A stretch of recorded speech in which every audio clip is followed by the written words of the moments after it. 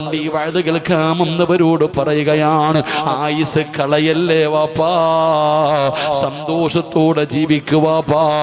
എന്റെ പെങ്ങളെ, അല്ലാഹു തന്ന ആയുസ് വെറുതെ കളയരുത്.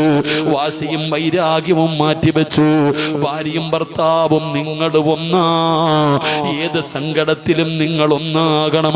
പരസ്പരം സ്നേഹിക്കണേ, ആദരിക്കണേ, ബഹുമാനിക്കണേ. വഞ്ചിക്കല്ലേ, പറ്റിക്കല്ലേ, ചതിക്കല്ലേ. പരസ്പരം ബഹുമാനത്തോടെ ജീവിക്കൂ. അല്ലാഹുവിന്റെ റസൂല് പറയുന്നു, മൻ നസിനാ അലൈഹി അർബഅതു ഖൈറാ വജബതു ലഹുൽ ജന്നാ. 4 പേര് നല്ലതു പറഞ്ഞ സ്വർഗമാ. അത് 1 കൂട്ടുകാരനാ, 2 മോനെ നിന്റെ ഭാര്യ, പെങ്ങളെ നിന്റെ ഭർത്താവാ. അല്ലാഹുവേ, അവരെ കൊണ്ട് നല്ലത് പറയിപ്പിക്കാൻ ഭാഗ്യമ തരണേ അല്ലാ.